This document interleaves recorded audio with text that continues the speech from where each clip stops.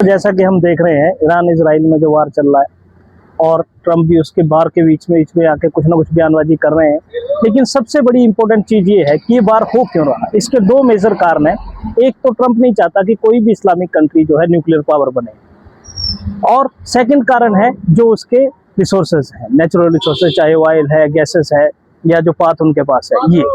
लेकिन इसमें सबसे बड़ी देखने वाली बात ये आती है कि पाकिस्तान जो है वो मीडिएटर बनने की कोशिश कर रहा है, और उसने मीडिएटर बनने के लिए उत्साहित भी किया और ट्वीट भी किया, और उस ट्वीट को ट्रंप ने भी रीट्वीट करके इसका स्वागत किया।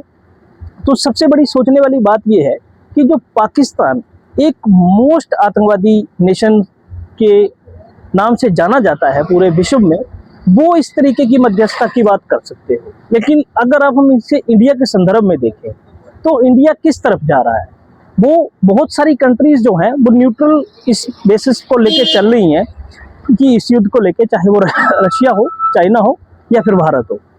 लेकिन न्यूट्रलिटी आपके प्रॉफिट तक है, लेकिन जो आपको नुकसान हो रहा है वो भी एक बहुत देखने की जरूरत है। क्यों, कहाँ शॉर्टेज हो रही है, एलपीजी की शॉर्टेज हो रही है, पेट्रोल की शॉर्टेज हो रही है, और भी बहुत सारी चीज़ों की जो खाने पीने की चीज़ें हैं पोर्ट्स पे अटकी पड़ी है जो वहाँ तक नहीं पहुँच पा रही।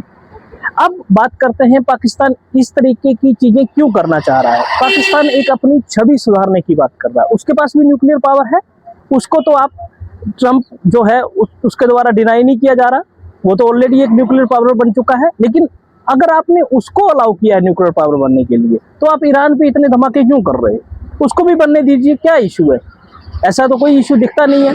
लेकिन आप उसको इतना फेवरेबल कर दे रहे हैं पाकिस्तान को, जिसके आने वाले समय में जो भी रायता आप फैला रहे हैं, आप राष्ट्रपति नहीं रहोगे परमानेंटली, तो उसके बाद जो आएगा वो इसको समेटेगा कौन?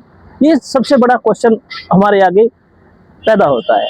और रही बात भारत की, तो भारत को भी ये मध्यस्थता, ये मीडिएशन भारत भी कर सकता था। और भारत तो हमेशा से भगवान बुद्ध का देश रहा है, शांतिप्रिय देश रहा है। अगर उसे इस तरह की चीजें वो करता तो एक विश्व पटल पे एक अच्छी छवि भारत की उभर के आती। लेकिन भारत इस प्रकार की कोई भी एक्टिविटी करने से नदारद रहा है। ना ही उन्होंने किसी पे कोई बयान दिया है खासा जो कि इस लड़ाई को रोकने के प्रति हो, और इस लड़ाई को एक सेंसिटाइज मुद्दे को करने के लिए जरूरी कदम उठाने पड़ते हैं वो हो। आम जनता भारत की परेशान है, चाहे वो किसी भी चीज़ों को लेके हो जो उस देशों के साथ जुड़ी हुई हैं। हमारे वर्षों से ईरान के साथ मैत्री संबंध रहे हैं।